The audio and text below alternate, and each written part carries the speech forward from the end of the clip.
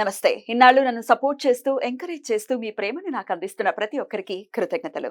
అలాగే ఈ వీడియో కూడా ఖచ్చితంగా మీకు ఉపయోగపడుతుంది. లైక్, షేర్ అండ్ సబ్స్క్రైబ్ చేసి మీ సపోర్ట్‌ని నాకు అందించండి. అలాగే ఈ వీడియో పట్ల మీకున్న అభిప్రాయాన్ని కామెంట్ సెక్షన్‌లో కామెంట్ చేసి తెలియజేయండి.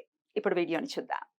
నమస్తే, వెల్కమ్ టు అవర్ ఛానల్. నేను పద్మిని. ప్రస్తుతంతో పాటు ప్రముఖ ఆధ్యాత్మికవేత్త, జ్యోతిష పండితులు, అమ్మవారి సేవకులు, దత్త గణపతి ఉపాసకులు మురళీధర శర్మ గారు మనతో పాటు ఉన్నారు. మాట్లాడదాం. నమస్కారం అండి. మహాదేవ శ్రీమాత్రే నమః. మైత్రేయ ముహూర్తం ఎప్పుడెప్పుడు వస్తుందా అని తెగ వెయిట్ చేస్తూ ఉన్నారు. అసలు నా వీడియోస్ లో రకరకాల వీడియోస్ కి కూడా కమెంట్స్ చేస్తున్నారు. మళ్ళీ ఎప్పుడు ఎప్పుడు ఎప్పుడు అంటే అటు దీన్ని యూటిలైజ్ చేసుకున్న వాళ్ళు ఇచ్చేటటువంటి రివ్యూస్ అనుకోవచ్చు, లేకపోతే చెప్పేటటువంటి విధానాన్ని అనుకోవచ్చు. ఆ నమ్మకం ఖచ్చితంగా ఏర్పడింది. ఖచ్చితంగా మైత్రేయ ముహూర్తాన్ని 3 పర్యాయాలు వినియోగించుకున్న వాళ్ళకి అప్పులు తీరినటువంటి పరిస్థితులు కూడా ఉన్నాయి. అలా చాలా మంది చెప్పారు కూడా. మొన్న 13 రోజుల క్రితం ఒకసారి వచ్చింది కదండి మైత్రేయ. మరి ఇప్పుడు కూడా ఎప్పుడు రాబోతోంది అన్న విషయం గురించి చెప్తున్నారు. అయితే కొత్త సబ్స్క్రైబర్స్ కోసం ఏంటి మైత్రేయ ముహూర్తం అనేది ఒక్కసారి వివరించండి. అలాగే 13 రోజుల క్రితం మనకి వీడియోలో పెట్టినటువంటి కొన్ని కమెంట్స్ కూడా ఒకసారి నేను లైవ్ లో చదివి వినిపిస్తాను. అసలేంటి మైత్రేయం ఒక్కసారి చెప్పండి మురళి గారు. తప్పకుండా అమ్మా.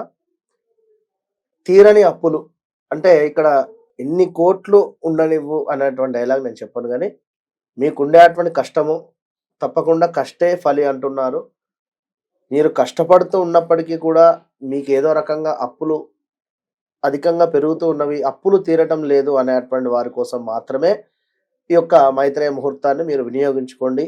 నెలలో మనకు 1-2 సార్లు మాత్రమే వస్తుంది కనుక ఈ యొక్క మైత్రేయ ముహూర్తం అంటేనే మనకు తప్పకుండా కూడా ఈ యొక్క కుజునికి సంబంధించింది, అదేవిధంగా శుక్రునికి సంబంధించినటువంటి ముహూర్తాన్ని ఆ యొక్క నక్షత్రాలు కానీ లగ్నాలు కానీ ఉండేటువంటి పరిస్థితులు కనుక తప్పకుండా కూడా అప్పు మాత్రమే నేను చెప్తూ ఉన్నాను. ఇక్కడ ఎవరికైనా అప్పు ఇవ్వాలి, 1,00,000 రూపాయలు కానీ లేదా 5 లక్షలు కానీ 10 లక్షలు కానీ, అందులో మనకి ఈ యొక్క మైత్రేయ ముహూర్తం ఏదైతే ఉందో ఈ యొక్క ముహూర్తంలో ఒక 5,000 కానీ లేదా ఒక 500 కానీ లేదా ఒక 50,000 కానీ ఇట్లా మీకు తోచినటువంటి అమౌంట్ వారికి ఇచ్చేటువంటి ప్రయత్నం చేయండి. ఇది మొదటిసారి.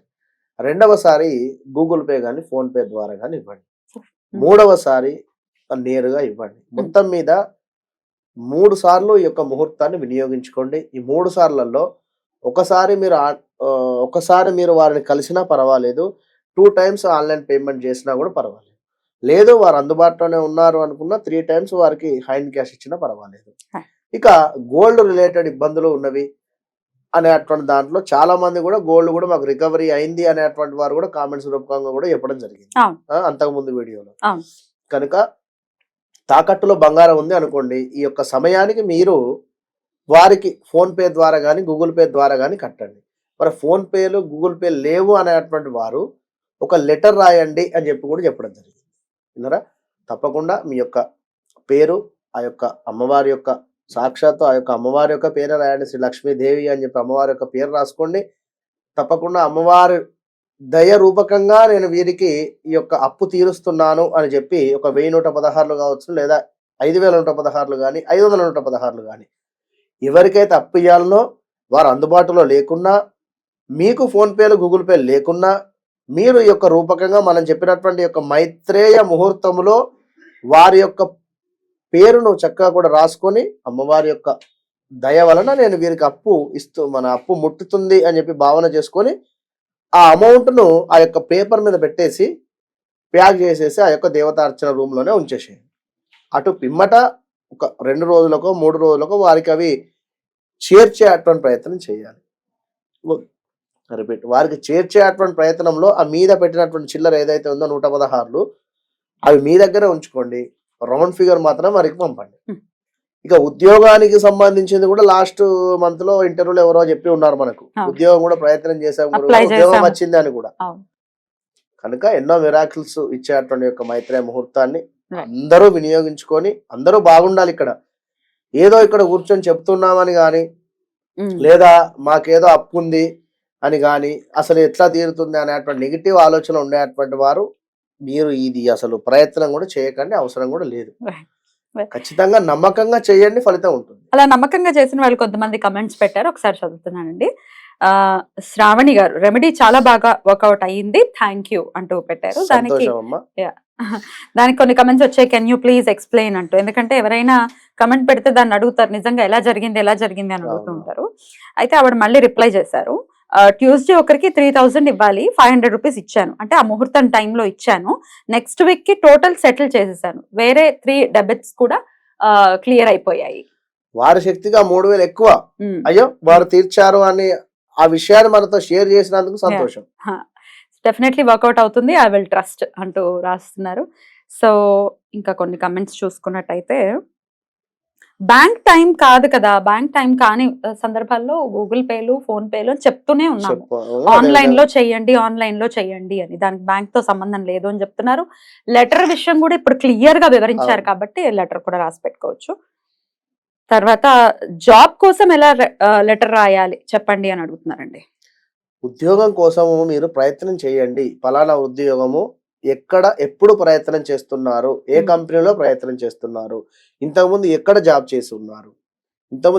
చేసి ఉన్నారు, అది మానేయడానికి కారణం ఏమిటి అనేటువంటిది ఒకసారి మీరు రాసుకొని, ఈ ఉద్యోగం నాకు ఇప్పుడు ఏదైతే కొత్తగా ఉన్నటువంటి కంపెనీ కానీ లేదా ఆ ఉద్యోగంలో మీ యొక్క పోస్ట్ ఏమిటి అనేటువంటిది కానీ అది ఒకసారి క్షుణ్ణంగా రాసుకొని, నేను ఇందులో చేరబోతున్నాను, ఇది నాకు రాబోతుంది అనేటువంటి విషయంగా అనుకొని తప్పకుండా కూడా అమ్మవారికి నమస్కారం చేసుకొని ఆ యొక్క లెటర్ రాసి పెట్టుకోండి, అంతే.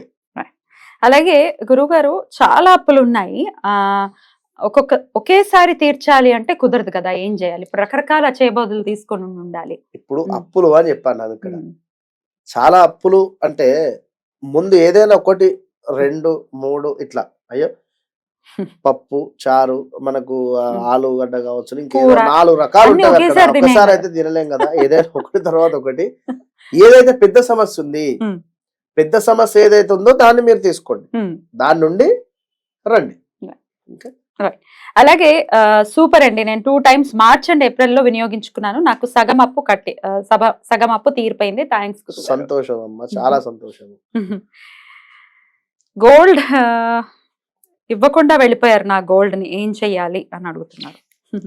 ఇది ఓన్లీ అప్పులు తీర్చుకోవడానికి ఎవరో మీరు మోసపోయి ఉన్నారు ఇక్కడ, ఎవరో మీరు ఏదో మాటలు చెప్పి మీరు మోసపోయి ఉన్నారు కనుక తప్పకుండా ప్రయత్నం చేయండి. అమ్మవారు ఈ యొక్క సమయంలో నా గోల్డ్ నాకు తిరిగి వారు ఇవ్వాలి అని చెప్పి మీరు మనసులో చక్కగా ఒక దీపారాధన చేయండి అయ్యా చెప్పినటువంటి సమయానికి ఇంట్లోనే.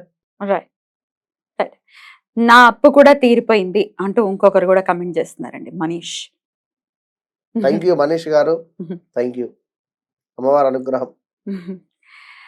రైట్ అండి, ఇట్లా చాలా ఉన్నాయి కాబట్టి కమెంట్స్ కూడా చాలా వినియోగించుకునేటువంటి విధానము అక్కడ తప్పకుండా నమ్మకము, ట్రస్ట్, నమ్మకము, అంతే, వేరేది లేదు. నమ్మకంగా చేసుకోండి, 1 రూపాయి కూడా మేము ఆశించడం లేదు, లేదా ఇంకొకటి లేదు అక్కడ. ఇప్పుడు వేరే విషయాలలో ఉండవి అని కాదు, మీకు ఖచ్చితంగా న్యాయం జరగడానికి, మీకు మంచి జరగడానికే ఈ యొక్క ముహూర్తం కానీ ఈ యొక్క విషయం కానీ చెప్తున్నాము. చాలా మంది కూడా గురుపుష్య యోగం కానీ లేదా ఇంకా చాలా యోగాలు చాలా మంది కూడా చెప్తూ ఉన్నారు గురువు గారు కనుక తప్పకుండా వినియోగించుకోవాలి. రైట్, ఎలాగో అప్పు తీర్చాలి, ఆ తీర్చేదేదో మంచి ముహూర్తంలో తీరుద్దాం, ఇంకా త్వరితగతిన అప్పుల్లో నుంచి బయటపడచ్చు. రైట్, ఇక ఈసారి వచ్చేటటువంటి మైత్రేయ ముహూర్తం ఎప్పుడు వస్తోందండి? ఈసారి వచ్చేటువంటి మైత్రేయ ముహూర్తం చాలా అద్భుతము, మంగళవారం రావడం జరుగుతున్నది. అప్పులు తీర్చేస్తే మరీ మంచిది మంగళవారం. సూపర్ గా. అయితే ఇక్కడ కన్ఫ్యూజ్ కాకండి, మనకు 7వ తారీఖు నాడు తెల్లవారుజామున 4:30 అని చెప్పడం జరుగుతున్నది. ఇక్కడ 4:30 నుండి 6:15 ప్రాంతం అని చెప్పడం జరుగుతున్నది. అంటే 6th నైట్ కిందనే కన్సిడర్ చేయాలి. కానీ అదే తెల్లవారిపోయింది కదా 4 గంటలకి, 4:30 అంటే మనకి ఎట్లాగో బ్రాహ్మీ ముహూర్తం మొదలైంది అనే భావన చేసుకోవాలి. చక్కగా 4 వరకు లేచి స్నానాలు అన్ని కూడా ఏమనుకుంటారంటే 7వ తారీఖు రాత్రి మళ్ళీ వస్తుంది కదా అది అనుకుంటా. అది కాదు, నేను ఉదయం తెల్లవారుజామున అంటున్నాం. మనం 6th డేట్ 12 కి మారిపోతుంది కదా, దాని తర్వాత నుంచి 7 కదా, 7th ఎర్లీ మార్నింగ్ 4 o'clock అంతే. ఉదయం బ్రాహ్మీ ముహూర్తంలో మీరు 4 వరకు లేచి చక్కగా కూడా మీ యొక్క కాలకృత్యాలు కానీ మీ యొక్క ఫ్రెష్ అప్ అయిపోయి చక్కగా కూడా మరి ఆ ఉదయము బ్యాంకులు ఉండవి లేదా ఎవరో ఉండరు అని కాదు, ముందుగానే ప్రిపేర్ కాండి. 7వ తారీఖే 12వ తారీఖు అంటేనేమో అది వేరు. 7th డేట్ కనుక ఆల్మోస్ట్ ఏమైనా కట్టేటి ఉన్నా కూడా చిట్టి డబ్బులు కానీ లేదా ఇంకేమైనా కార్ లోన్ కావచ్చును లేదా మరొకటి. కార్ లోన్ అంటే గుర్తొచ్చిందామా, మొన్నొకరు అంటే మనము ఒక దగ్గర లోన్ తీసుకున్నామంటే ఎంత లాక్ అయిపోతామంటే 7th డేటు కార్ది ఈఎంఐ ఉంది, అది కట్ అయిపోయింది. మళ్ళీ అకౌంట్లో బ్యాలెన్స్ ఉంటే 27వ తారీఖు నాడు మళ్ళీ కట్ చేసేసిండు. అంటే ఒక మధ్యతరగతి వారికి ఎంత అవస్థ అవుతుంది. కనుక అందుకే లోన్స్ ఎక్కువ పెట్టుకోకూడదు అని చెప్పే అటువంటి ఆలోచన. మరలా బ్యాంకు వెళ్ళి అడిగితే అంటే వాళ్ళు లెటర్ రాసి ఇవ్వండి అంటే లెటర్ రాసి ఇస్తే 2 డేస్కి మళ్ళీ వీరి అమౌంట్ వీరికి రావడం జరిగింది. అంటే ఇది ఒక ఇబ్బందికరమైన వాతావరణం కదా. కనుక లోన్స్ జోలికి వెళ్ళదా ఫస్ట్, అసలు అప్పులు చేసేసి ఇబ్బంది పడి తర్వాత అప్పులు ఎలా తీరాలి అనేవి వద్దు అని చెప్తాను. కనుక రైట్ అండి, ఇలా మీరు ఈ సమయంలో చక్కగా కూడా లెటర్ రాయండి. కుదిరితే వారికి గూగుల్ పే, ఫోన్ పే చేసేసేయండి. ఒక రోజు ముందే ప్రిపేర్ కండి. రేపు నేను పలానా సమయానికి నేను మీకు అమౌంట్ పంపిస్తున్నాను, మీరు కాదు కూడదు అనద్దు. అమౌంట్ మీరు తీసేసుకోండి అంతే. 10,000 అప్పు ఉంది, 500 లేదు 20,000 రెడీ అయి ఉన్నాయి అనుకుందాం, 20,000 ఇచ్చేసేయండి మరి అందుబాటులో. ఇట్లా ఎట్లా వీలైతే అట్లా మీరు యూజ్ చేసుకోండి. మనకు గోల్డ్ లోన్ కానివ్వండి, ఇంకేదైనా కూడా ఫలితం. ఏప్రిల్ 7వ తారీఖు మైత్రి ముహూర్తం వస్తుంది కాబట్టి ఖచ్చితంగా ప్రతి ఒక్కరు కూడా వినియోగించుకోండి. Thank you so much Murali గారు. నమస్తే.